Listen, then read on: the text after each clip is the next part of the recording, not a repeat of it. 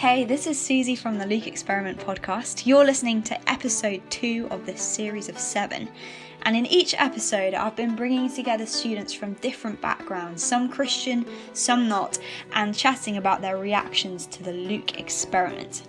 Since this is a reaction podcast, if you haven't listened to the second instalment of the Luke Experiment, that's what we've been discussing today. So go and check it out and then come back and join us.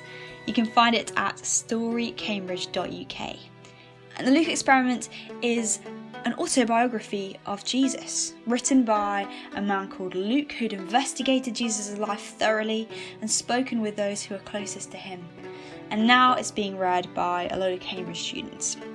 In this particular episode, I was chatting with Hannah, who's been part of the experiment, and her friend Emily. And we had such a lovely conversation. We raised some really great questions about where our ethics come from, and whether Jesus' claims to be God should change the way that we view his moral teachings.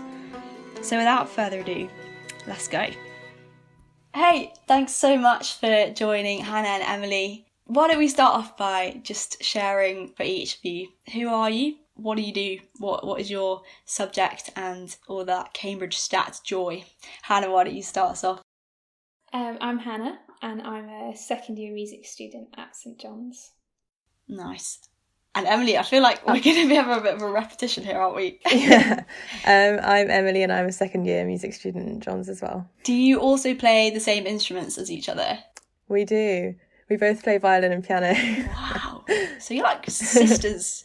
Do you live in different parts of the UK? Yeah, so I live in Surrey and I live in Northern Ireland. Yeah. Mm-hmm. Oh, cool. Well, it's a real pleasure to have you both with us, and I'm sorry that you aren't able to be together in John's making sweet music together. But I'm really grateful to have you both here, and I'm looking forward to chatting about Luke with you.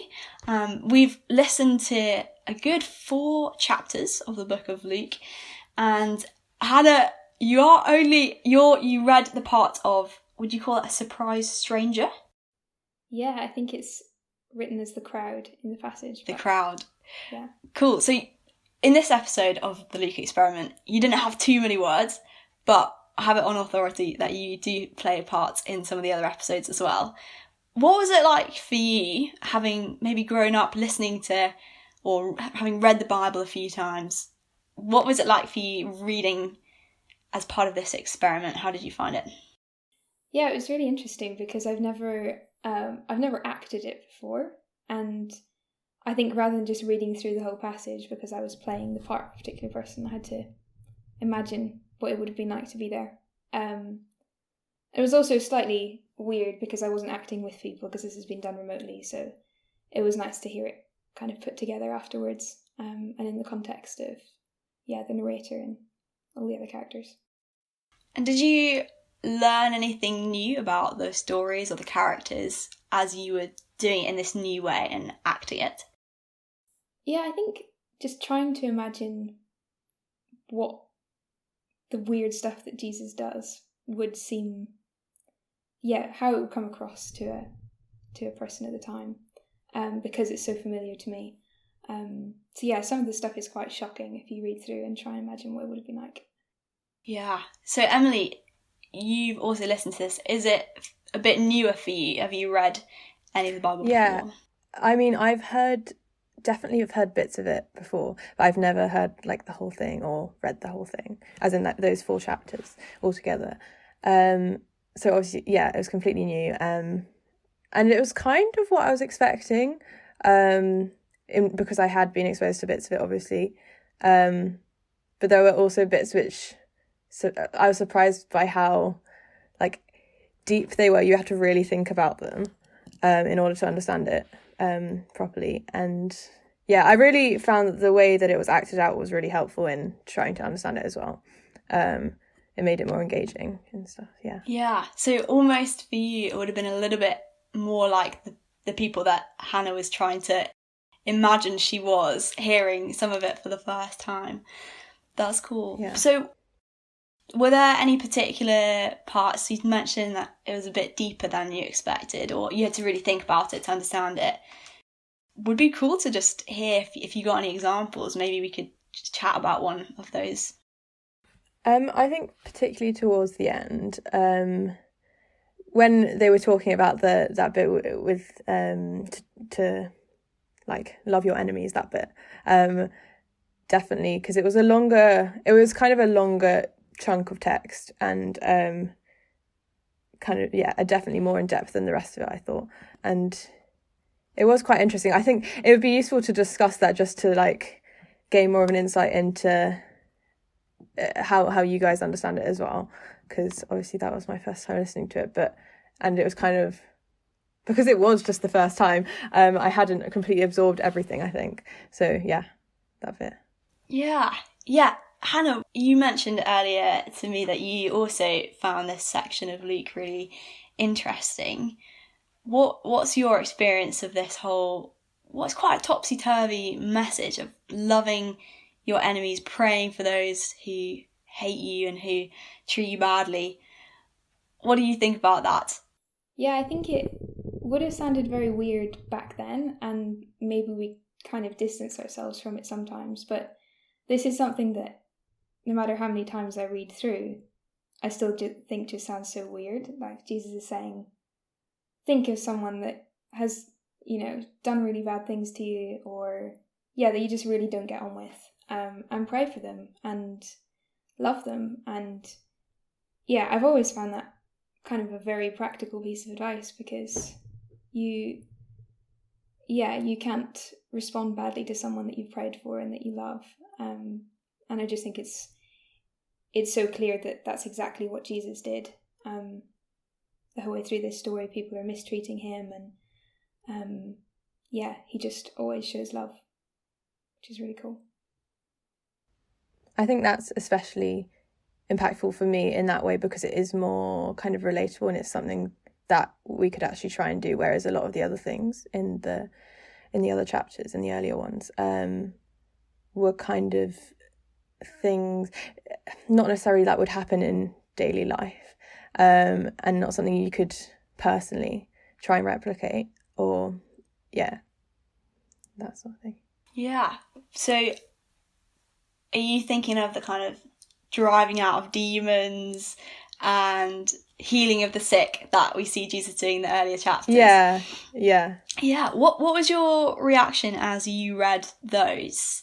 Was it sort of surprise, or were you kind of expecting to come across that as you read or listened? I was expecting to come across that, because I did go to a Christian school, so we had like chapel, and we would often like be read stuff from the Bible, so I was expecting it, but it always seems really far away from ordinary life to me, and quite foreign compared to what we were just saying about the loving your enemies bit, which is definitely something that is really hard to do, because we're always trying to forgive people, but it's just like one of the hardest things you can do.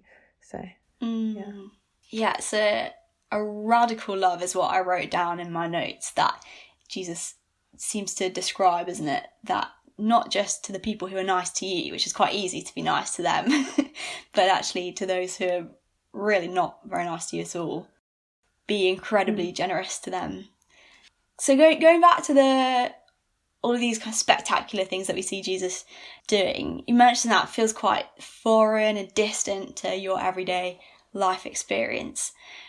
Hannah, I'd just love to hear your experience of that. Did you grow up in a Christian family or Christian school, similarly to Emily was saying in school, hearing these stories? And is it something you've seen in a more relatable way as you've grown up in that kind of environment, or does it feel kind of distant to you as well?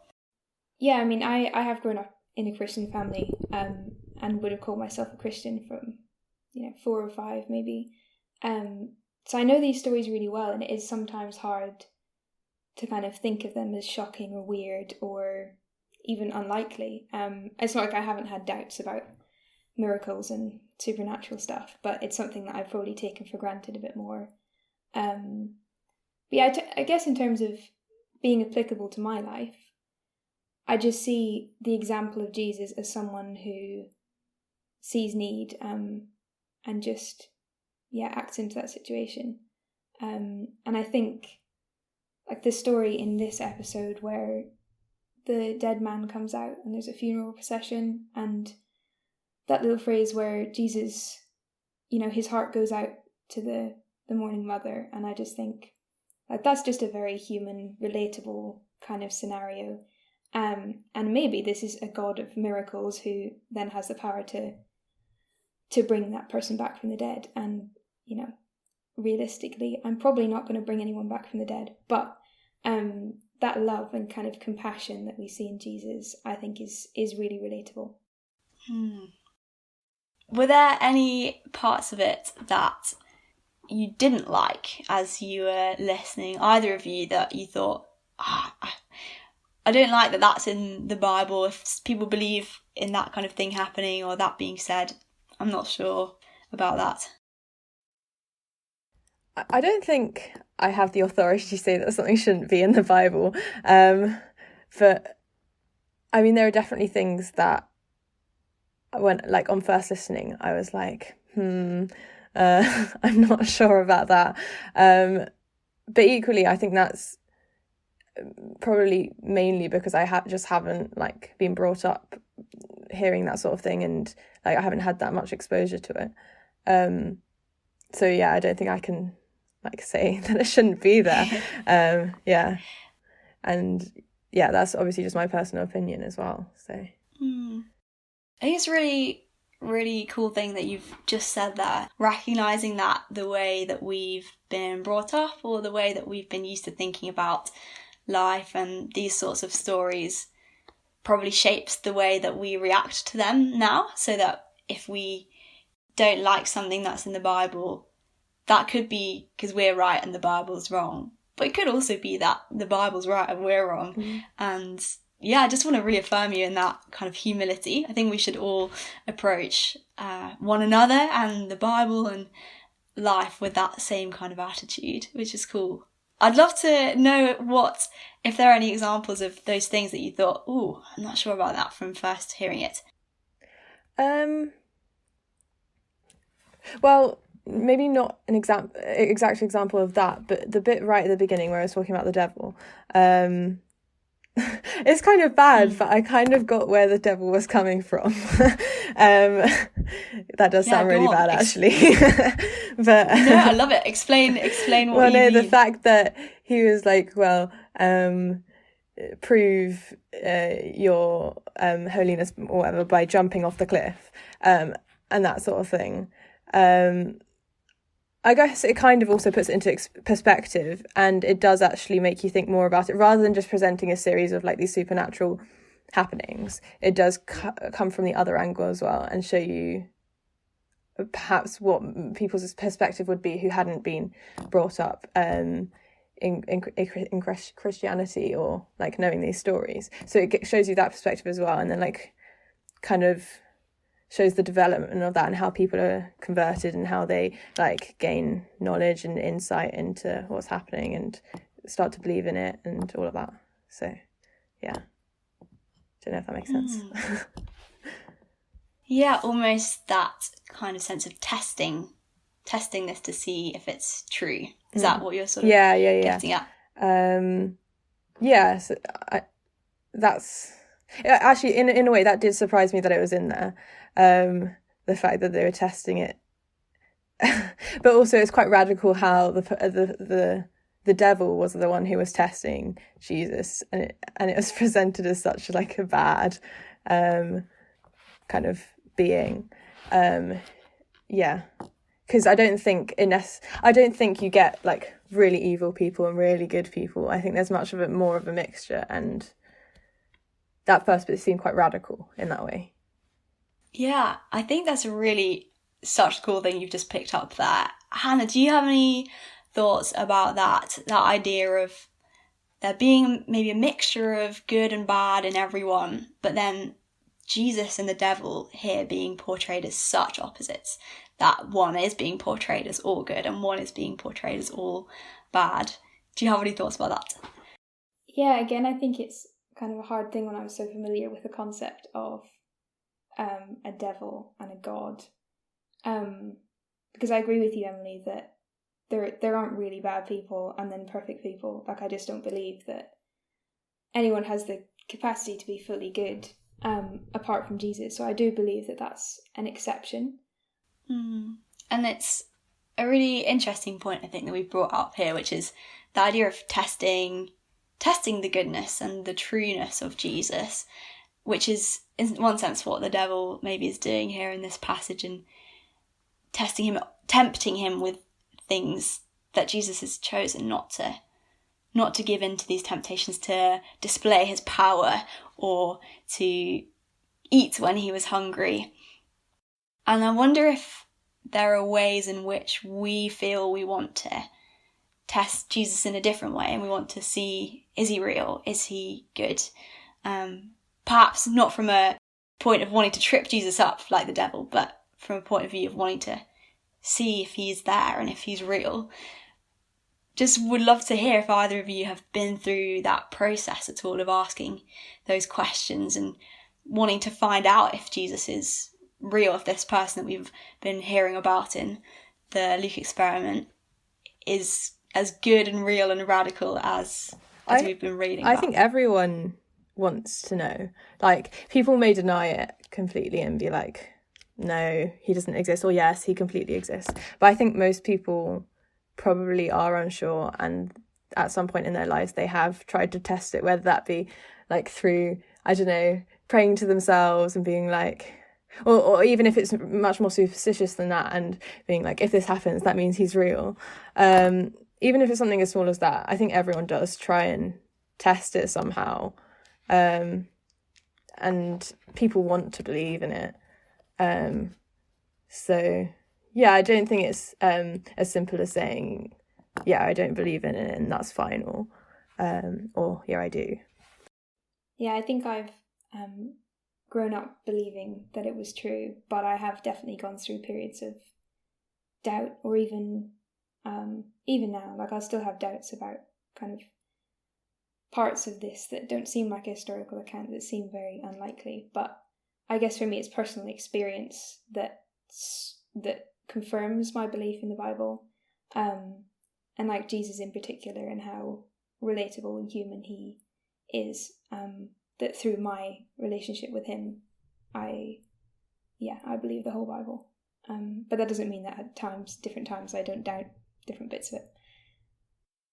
Yeah, I mean, similarly, I wouldn't say that I would say that there are bits of it which I completely do believe in, and there are bits of it also which I don't. But that doesn't mean that he wasn't real, or that the stuff he did wasn't true. It affects, different parts of it affect me in different ways, I guess.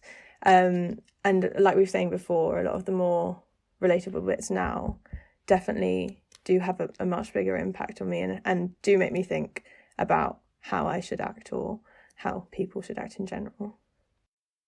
Yeah, that's really interesting and really helpful. Thanks both for sharing that. I wonder if you guys have an opinion about whether we can pick and choose. Obviously, we're sort of mentioning perhaps we can believe some of the Bible and not others, or maybe we do believe all of it or none of it.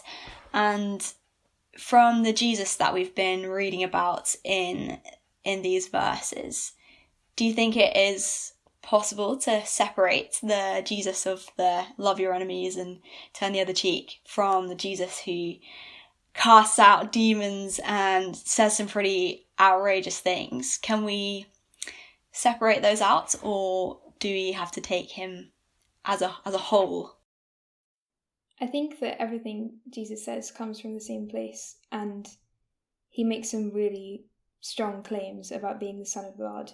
And either that's a lie, in which case, well, the kind of moral arguments that he's making shouldn't have that much of an impact on us. You know, if he's coming and claiming to be God and having this huge following of people, and if that's all a lie, then I don't think I would value the other things that he says quite so much. And I think especially if you look forward to the crucifixion and the resurrection, which are the most miraculous things that happen in the life of Jesus, like what you believe about who Jesus is, that's where it really matters, and that's where it makes a huge difference. So yeah, I think it's important to know who you believe he is, because even in this passage there are lots of different responses, and some people thought that he was a prophet, some people thought that he was a good man but wasn't the Son of God, and some people were like, no, everything he says is heresy, which I think are all kind of fairly common responses. But yeah, I think it's important to know who you think Jesus is.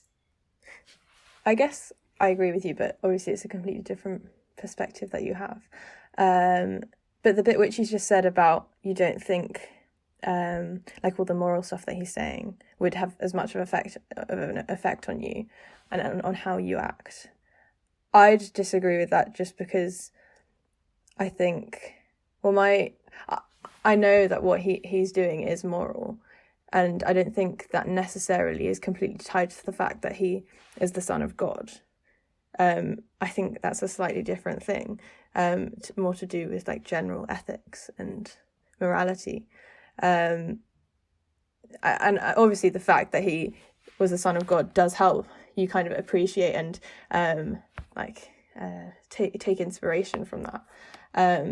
But I also think that he could just be a good man who's saying these things which should help people and should improve society and help people create communities and avoid like wars or whatever it may be. I don't think you have to tie it all down to one thing, and that you can separate that out. Yeah, I think I do agree with that, but I think that like a lot of the things that we think of as ethics and morals and kind of generally accepted ideas do actually come from the Bible. And when Jesus came and said some of this stuff, it was completely countercultural. Like the bit where he quotes from Isaiah and he says, "He has sent me to proclaim freedom, recovery of sight for the blind, set the oppressed free." You know, those ideas would have been very radical at the time, and I think it's probably where a lot of that desire for justice and what we now think of as kind of ethical respect, well, I guess comes from. That's the thing because I don't know that much about the Bible in comparison. I don't necessarily relate it to the Bible, even though it may have come from there. So I guess for different people, it will have different ties to different things, and they may relate it to different things. So it depends on the person, I guess. Yeah, I think this is a really good section of Luke's Gospel, actually, to pick up on these ideas of morals and ethics. And there are bits like that you've just read out, Hannah, that I think most of us probably come to and we're like, yeah, good news for the poor, freedom for the prisoners, recovery of the sight for the blind, set the oppressed free. I'm all for that, love that. And similarly, we kind of love the message of love, not judgment. We don't want to be mean to people. We want to be kind to even those who are not kind to us. And we sort of embrace those things, but find it perhaps harder to stomach the claim that the person who's saying these things thinks he's the God of the universe and made all of these people and the landscapes he's preaching in, as well as just living in them and living amongst them. And I think it's a big thing to wrap our heads around, that this guy wasn't just going around saying nice things, but also, I guess, as Hannah's suggesting, that he believed he was the Son of God. And yeah, for me, I think that probably does change the way I view his claims. It would be interesting to follow through the rest of the narrative and see whether we find more things that confirm what we think about him or surprise us more. Well, thanks both so much for coming and chatting. I've really enjoyed hearing from both of your perspectives, and hopefully those at home have as well. Thanks for listening to this episode of the Leek Experiment podcast. To find out more and to listen to the rest of the series, head to storycambridge.uk, where there'll be a new episode released every 2 days.